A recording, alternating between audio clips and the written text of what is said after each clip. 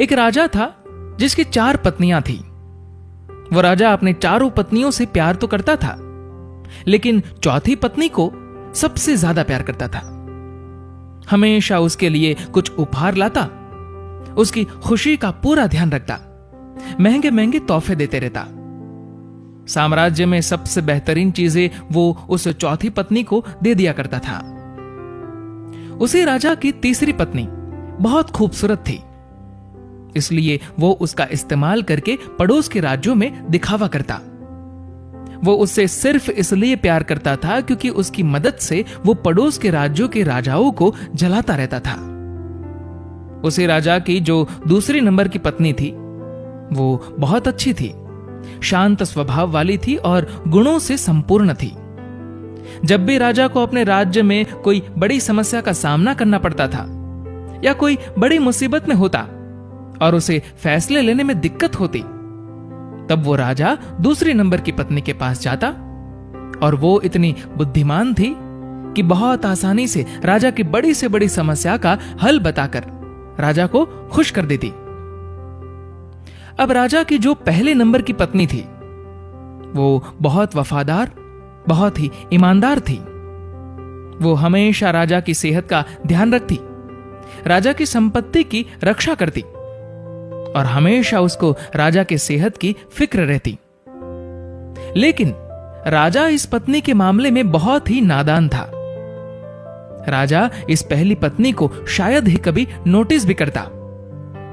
प्रेम तो बहुत दूर की बात, पूरे दिन में शायद ही एक बार भी इस पत्नी का ध्यान भी आता। एक दिन राजा बीमार पड़ गया, इतना बीमार कि उसे यह एहसास हो गया था कि वो अब हमेशा के लिए इस दुनिया से विदा होने वाला है। उसे भनक लग गई थी कि किसी भी वक्त उसकी मृत्यु हो सकती है। उसके मन में यह ख्याल आया कि अभी जीवित अवस्था में तो उसके पास 4 पत्नियां हैं, लेकिन मरने के बाद तो एकदम अकेला हो जाएगा। उसने अपने चौथे नंबर की पत्नी को बुलाया और पूछा कि मैंने तुम्हें सबसे ज्यादा प्यार दिया, अब मैं मरने वाला हूं, तो क्या तुम मेरे साथ आ सकती हो और मृत्यु के बाद भी मेरे साथ रह सकती हो? चौथी पत्नी बिना एक भी शब्द बोले राजा से दूर चली गई। राजा को उसका यह रूप देखकर बहुत दुख हुआ। उसने अब सोचा कि वक्त बर्बाद करने से कोई मतलब नहीं है, इसलिए जल्दी से उसने अपनी तीसरी पत्नी को बुलाया और वही सवाल दोहराया कि क्या तुम मेरे साथ मर सकती हो और मृत्यु के बाद तुम मेरे साथ रह सकती हो? तीसरी पत्नी ने भी सीधा मना कर दिया, ये कहकर कि जिंदगी बहुत अच्छी है और तुम्हारे मरने के बाद मैं किसी और से शादी कर लूंगी। जब ये शब्द तीसरी पत्नी से सुने तो राजा का हृदय एकदम से टूट गया। अब बिना देर किए उसने अपनी दूसरी पत्नी को बुलाया और वही सवाल दोहराया। राजा ने सोचा, अभी तक हर समस्या का समाधान इस दूसरी पत्नी ने किया है, तो इसका भी हल उसके पास जरूर होगा। लेकिन राजा को इस बार भी निराशा ही हाथ लगी। इस पत्नी ने कह दिया कि माफ करना, क्योंकि इस बार मैं आपकी कोई मदद नहीं कर सकती। राजा पूरी तरह से टूट गया। फिर बाहर से एक आवाज आई कि मैं तुम्हारे साथ चलूंगी, चाहे तुम जहां भी जाओ मैं साथ दूंगी। राजा ने आंखों में आंसुओं के साथ नजरें उठाई और देखा तो ये पहली पत्नी थी। ये पहली पत्नी बहुत बीमार और दुखी दिख रही थी।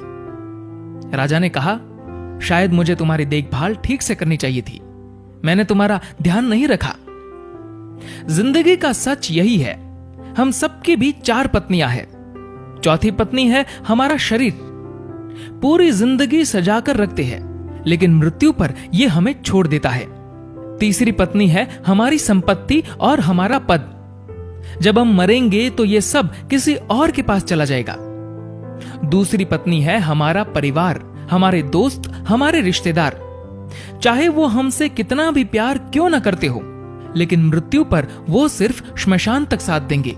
और अंत में हमारी पहली पत्नी है हमारी आत्मा। शरीर, संपत्ति, सुख सुविधा में हमेशा हम हमारी आत्मा को भूल जाते हैं, लेकिन जीवन का कड़वा सच यही है कि सिर्फ और सिर्फ हमारी आत्मा ही हमारे साथ रहेगी। हमने कभी भी आत्मा के कल्याण की चिंता की ही नहीं, जबकि दूसरी चीजों के साथ हमें सबसे ज्यादा हमारी आत्मा की फिक्र करनी चाहिए। अभी वक्त है, अपने आत्मा के लिए समय निकालिए और आत्मा के कल्याण का प्रयास कीजिए, क्योंकि सिर्फ यही आत्मा है जो हमेशा हमारे साथ रहेगी। दोस्तों, इस कहानी को लेकर आपकी क्या राय है, नीचे कमेंट करके जरूर बताएगा। और अगर आपको ये वीडियो अच्छा लगा हो तो इस वीडियो को लाइक करेगा और